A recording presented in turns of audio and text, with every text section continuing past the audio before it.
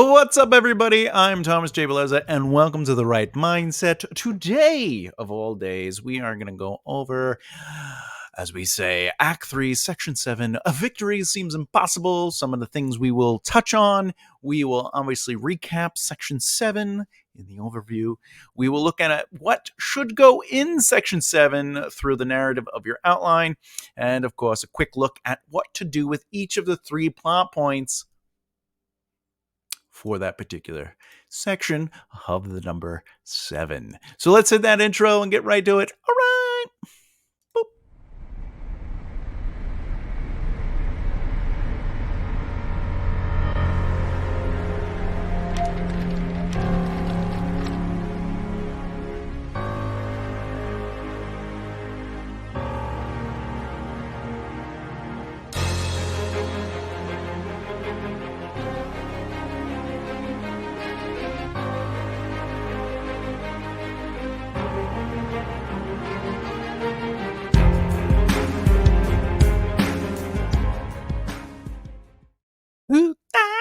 Welcome to another video about the narrative, which brings me to subscribe and hit the bell icon so you don't miss out. Yeah. As always, a little attention grabber is this is the 27 chapter outline method created by Kat O'Keefe. Her information will be in the description below. It's my adaptation of her method, saying you could take it instead of looking at it as chapters, looking at it as plot beats, and then however you utilize that in your narrative voice or structure. Basically, whatever.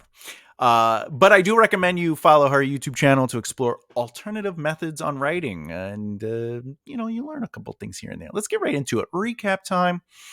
All right. Recap of Act 3, Section 7. The main plot points in Section 7 are going to be plot point 19, 20, and 21. Plot point 19 is basically the protagonist faces significant difficulties through trials. That is something they have never experienced. Whoa!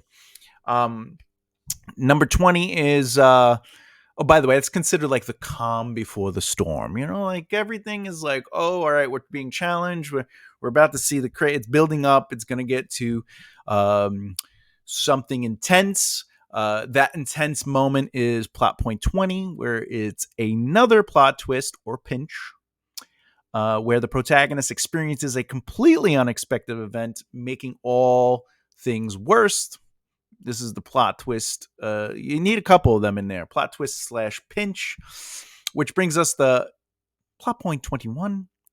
This is the final plot twist that leads to the darkest moment.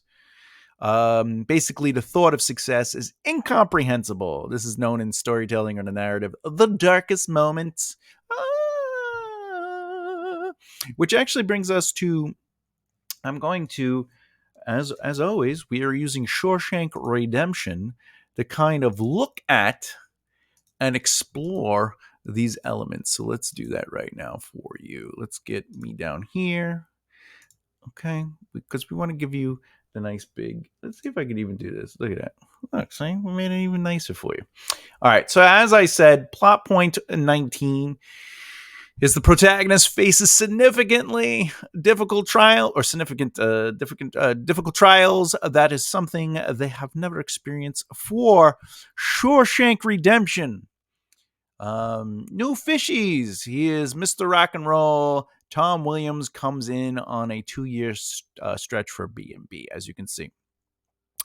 So this is actually challenging Andy by putting him in a different position. He's basically the veteran in this situation, and the new guy, who is basically Andy from the beginning of the movie or story, comes in. And he finds out that, hey, Andy, you help people out. So Tommy's like, help me out. And he's like, I don't know. You're not really the kind of person I believe in helping. He's saying, Tommy can't handle it. He's because why? Well, we find out he has trouble learning basic reading and writing. In the end, he found that he liked Tommy, and he took Tommy on as like a new project. It gave him purpose. Tommy doesn't believe in himself. This is after he takes a test and he throws the test away. And Andy's like, "No, I'm going to send this test away." So, what is the trial? The trials that he's handling? Well, Andy is basically trying to help somebody, trying to get somebody that is, in his mind, not going to be able to do it. Somebody that he doesn't believe in at first. And but he goes above and beyond, and not only does he have to teach somebody how to read and write, but he's like, "Look, I got to get you through this test." And Andy learns a little something about himself through that, which brings us to the plot twist. All right, this is the first plot twist. The first plot twist is that Tommy speaks with Red about someone he knew at another prison. The story he tells Red lines up with Andy's story about how Andy believes somebody else came in and murdered his ex-wife, his wife, and the wife's lover, right? So the story was from a person who bragged about a banker taking the fall for it. Tommy then tells Andy what he knew about new evidence, and Andy runs and tells Warden Norton. So this is unexpected. It's a plot twist / pinch, because the twist is, oh my God, this is the evidence I need. The person I almost didn't help actually is the connection to the evidence I need to open up the case again, to potentially prove my innocence. What makes it worse? Well, he has to tell Warden, and the Warden's like, I don't know about this, which brings us to plot point 21. Oh, leads to the darkest moment. All right.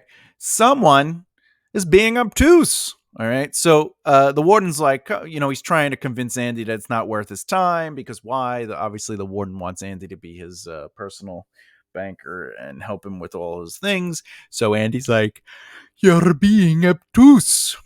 So this leads to Andy being thrown in the hole. Right. This is still part of the pinch and the twist. He did not expect the Warden to do what he just did. So he mentions to the Warden, "Hey, listen, look, I won't tell anyone about the money." Right. So he's sent to solitary for a month. Andy finds out while in solitary that Tommy passed the test, which is great, but he also finds out that Tommy is murdered. We don't know it's by the Warden yet, killed by Hadley, but the audience knows. Andy doesn't. So the Warden gives Andy another month. He threatens Andy with destroying his library, sending Andy into doom. So this is he's like, I realize I'm stuck here. This is my life. I am a prisoner for the rest of my existence. There's nothing I could do. I'm at the mercy of this Warden. All right. So again, if I may,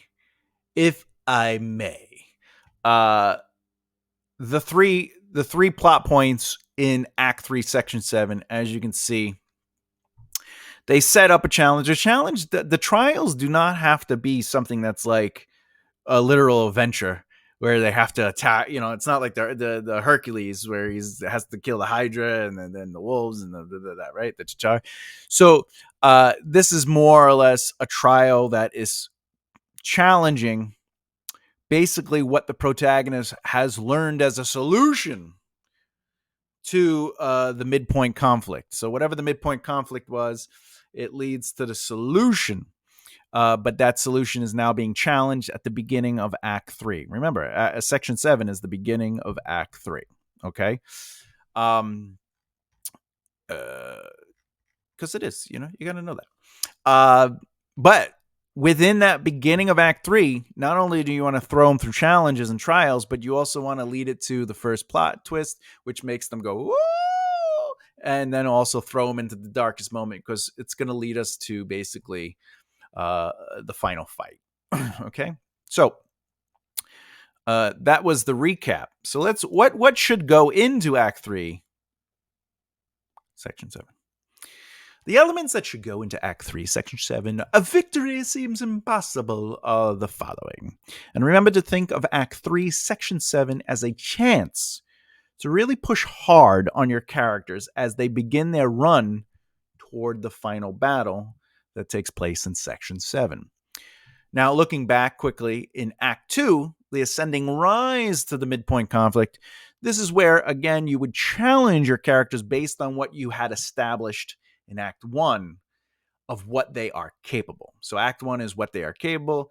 Act 2 is challenging what they are capable. So if you establish their potential and capability in Act 1 that they are brave, then in Act 2, the ascending rise to the midpoint conflict, you want to challenge them by placing them into situations where they can prove they are brave. Okay? Do you establish that they are good at shooting arrows? Well, now the ascending rise to the midpoint conflict, you prove that they are good by putting them in positions of high tension and conflict where they can shoot arrows. Okay? Magic, the greatest swimmers, whatever it is that you establish in Act 1, you just challenge that in Act 2. With that said, Act 3 gives you a chance to play around a bit with what you have showcased your characters being capable of doing. Because if you set up what they're capable of and you prove they are capable of, but what they are capable of does not help them in the midpoint conflict, so they have to take what their skill level is and find a solution on the descending fall from the midpoint conflict, they're going to learn a new thing by the time they get to Act 3. And when they get to Act 3, you're going to play with challenging their new skill set. So when characters reach Act 3, Section 7, and by the way, a skill set doesn't have to be like, I can shoot a bow and arrow. It's just whatever the solution is, whatever they realize the solution is, you challenge that here. So if the solution is teamwork, challenge the team, challenge the unity. If the solution is telling the truth, let the truth lead to a plot twist. The truth ends up, like that's what they're challenging the truth. They're like, I will just tell them the truth, and they tell them the truth, and that leads to the plot twist. So you have to think of it in terms of just challenging whatever the solution is in this first Act 3, Section 7, plot point 19. Okay, so with all that said, Act 3 gives you a chance to play around a bit with what you have showcased your characters proving. And the solution. When characters reach Act 3, Section 7, you get to challenge the characters in ways they are not capable, or rather challenge them beyond what they are capable from the solution. Think about how the midpoint conflict challenges them beyond what they are capable of and exposes the truth of the lie. So what does that mean? It means that in Section 7 of Act 3 takes it to another level. It says to the reader, we saw the limitations. We discovered the solution to those limitations. Now we're going to challenge that solution. This basically gives the character, the protagonist and the characters, a chance to evolve, adapt, and prove their own strength to overcome, or at least work to overcome what they have to overcome in the next few beats, which is going to be the twist and the darkest moment. I will say this. The secret to challenging your characters right now is by allowing the 3 beats to represent the evolution of that challenge. For example, in plot point 19, okay, this sets up the challenge. During this plot point beat, you want to establish what the trials will be and why they are going to be extremely difficult.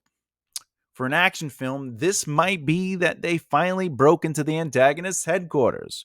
For a romance, you might see the protagonist find out that the love of their life is about to be married to the wrong person. In Shawshank Redemption, it's that step into, this is Andy's world. This is who he is. He has to accept it. Okay? And by accepting it, he challenges himself to go further and teach somebody who he doesn't initially believe in. So he's being challenged to the solution, which is to accept his life in the prison. Okay. Plot point 20 would then set up the unexpected truth of the situation. This is when the problem they are aware of becomes something bigger. In an action film, the protagonist realizes that there is a timer to the headquarters blowing up. Now it's a race to the end. In a romance, they might see the protagonist arrive at the wedding to realize it is a high-end event with security keeping them uninvited out. In the case of Shawshank Redemption, as we saw, what is challenged? Andy has chosen to accept his life in the prison. He is challenged by giving his time to someone he didn't necessarily believe in, and he becomes a teacher, right? That person ends up having the information that is actually the secret to getting Andy a new trial. So we're challenging Andy's decision to make Shawshank his home.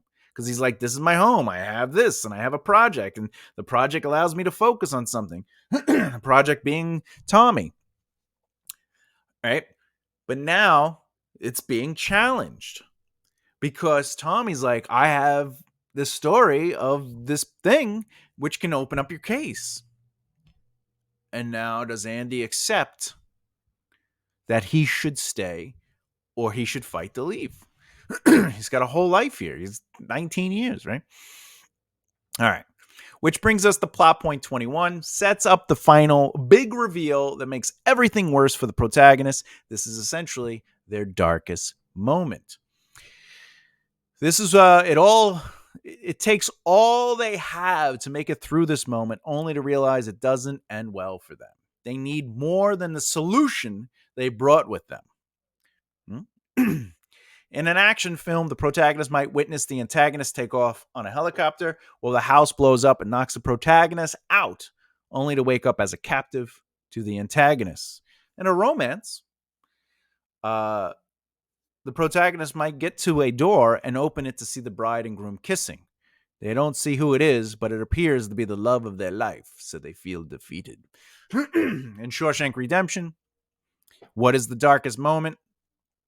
Andy took a chance at saying, this is not my life. I want to try to break out with new evidence to have my freedom after 19 years. But lo and behold, the warden doesn't want that. And he throws him in the hole and then kills Tommy. And essentially his hope, because Tommy's hope was killed because he passed the test. We knew that he had a chance to make a difference in his life when he got out. It's only going to be a 2-year stint. But his hope was taken from him. Therefore, Andy's hope was taken from him. There's no way out. My idea of changing the status quo to get out of here, because his solution was, I'll just accept my life here. I'll create a library. I'll help people. I'll do something while I'm here. I'll make something of my life that fits my expertise, which is his intellect. And all that is darkest moment. Okay. So this brings us to a quick overview of each plot point. We're going to take a nice little deeper look into each plot point beat. All right. And I'm going to give you examples as well. To place everything into perspective, let's look at the significant plot beats through the novel The Hunger Games. Now, if you go online, you can find variations of this. I recommend always doing your research and taking anything anyone says, including myself, on any platform and any self-help book, even the experts. Like if Stephen King was like, do these things, do your due diligence and research, because knowing something is not the same as understanding it. To understand something, you have to have a broader education on it, a broader look into the details. Hunger Games is an easy way to do it. Plus, I know it's on the internet. I know that they've used it in the 27-chapter outline, and I think it would help you if I explain it, and then you go do your research, and then maybe you read the book, and you could see it, and you could do your due diligence, right? Anyway, with that said, plot point 19. The protagonist faces significant difficulties through trials. That is something they have never experienced. For Hunger Games, Katniss races to find Peeta and struggles to help save his injured leg. So Peeta is like hurt. He's like in camouflage. I don't know how he did that though. That's a lot of that's basically turned himself into a cake very quickly while dealing with leg pain. Anyway, he has leg pain. But there's a plot twist to that in plot point 20. They're experiencing an unexpected event. What is that unexpected event? Well, something that happens outside the protagonist's control in the Hunger Games is Peeta's injury leads to blood poisoning. Uh-oh. You know what that is, right? That's the clock discovered. So plot point 19 is in an action movie, they get to the headquarters.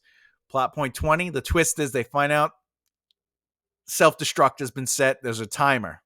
The blood poisoning creates the timer, which brings us to plot point.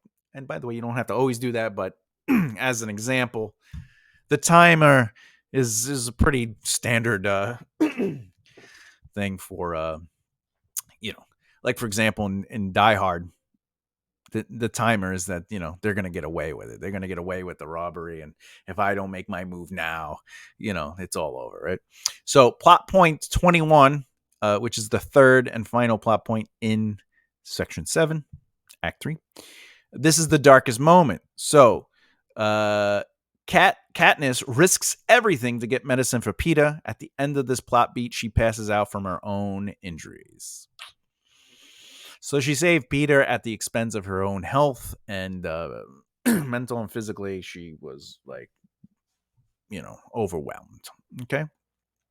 So as you can see, each plot point doesn't have to be some big event, some explosion, whatnot. The moments can be isolated and focused. Keep in mind, the narrative must move forward. But, we accomplish this by challenging and presenting the consequences for those challenges. And ultimately, think of it this way. It's like, what is the character's position? All right, let's put him in a situation, challenge. We'll challenge that situation. There is a result, which is a consequence. How do they react to that consequence? Right?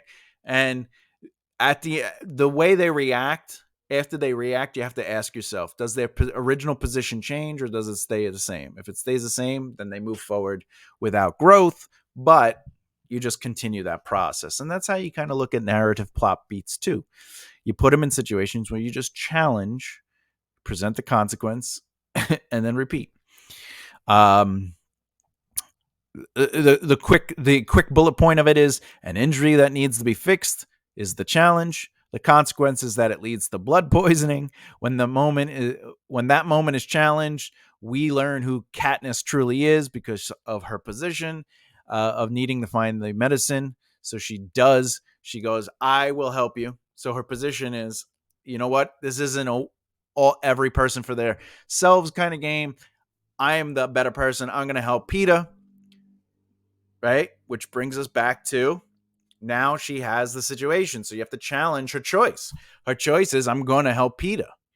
That's our growth, right? Because her position slightly changed. She went from, I'm going to survive this on my own to, I'm going to help Peeta. We challenge it by saying, well, she has to get the medicine.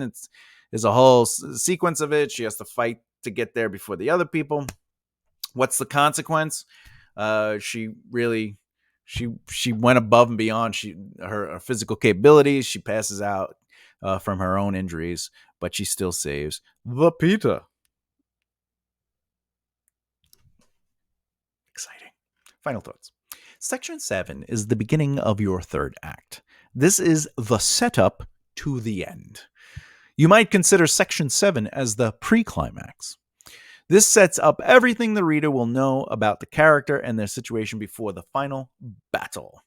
There are 3 plot beats in Section 7 as a collection of events that lead up to the climactic confrontation of no return for the protagonist. By the end of Section 7, the protagonist realizes that they'll either prevail or perish, and yet they continue forward. So by this point, you definitely want your protagonist's position to be that they will push forward, that they have grown enough to make the choice to push forward. Unless they're a passive character, which I'm not a fan of passive characters, but that doesn't mean it's bad writing. If they're a passive character, the scenario, the plot and situation, the environment, the world around them propels them forward. Their position might not necessarily change, but they don't fight the inevitable moving forward. They don't make the choice to move forward as in like, I must do this. The situation makes the choice for them and they agree to go with it. All right. The best advice for Section 7 is this. Think about what your final battle will look like.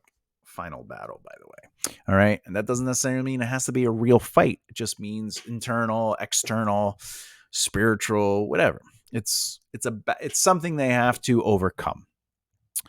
Now, what do you have to set up to make that battle seem impossible for your protagonists? Well, set up the situation, challenge the protagonists to see if they are capable of taking that final battle on.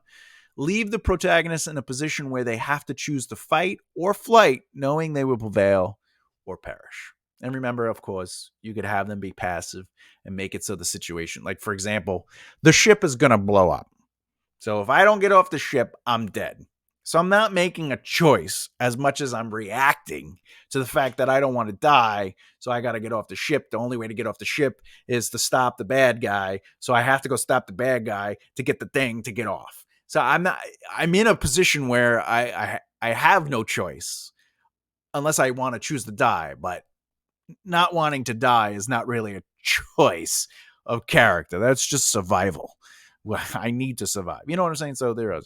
Anyway, when in doubt, funnel your story into a smooth direction situation, right? Or a smooth, direct situation.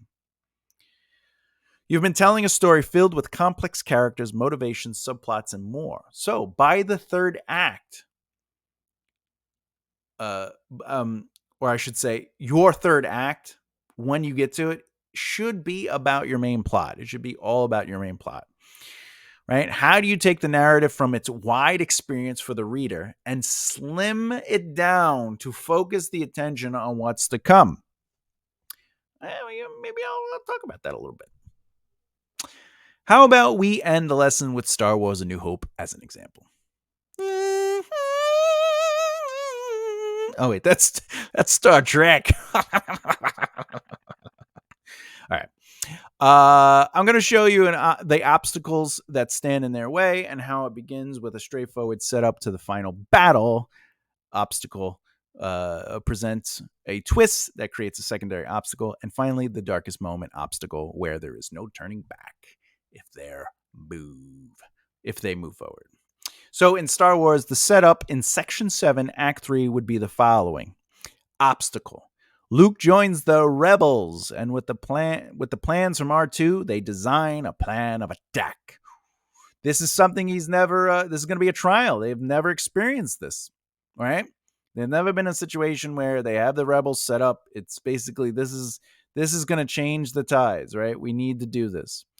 So, what's another obstacle? There is a planet between the rebels and the Death Star. The timer has been set from the timer has been set for when the Death Star can kill them. So this is the twist, right? So the setup or the trial is Luke joins the rebels with the plans from R2 and they design a plan of attack. This is going to be that's something Luke has never been a part of. He's finally a part of something and they have a plan of attack. What's the twist? The timer is set. It happens. If you look for it, it's everywhere. There's always a timer, and the timer has been set. So once the Death Star is out of the way, instead of the Death Star blowing up the moon and then blowing them up, it's going to go around the moon. So they have until it goes around the moon. And finally, what's the darkest moment? Well, pilots struggle to hit the opening, plus TIE fighters chase them. Why is that the darkest moment? Because most importantly, they are being overwhelmed. Why? Vader joins the battle in the air. That's the darkest moment. That's the big twist that changes everything. Okay, because he's just killing everybody. So again, the setup, what is the trial? Something Luke has never done. The plans, he's a part of the rebels. What's the first twist? The Death Star needs to get around the planet and it's going to blow us up. Oh my God, the timer has been set. And then third, Darth Vader joins the battle. Okay, there you go.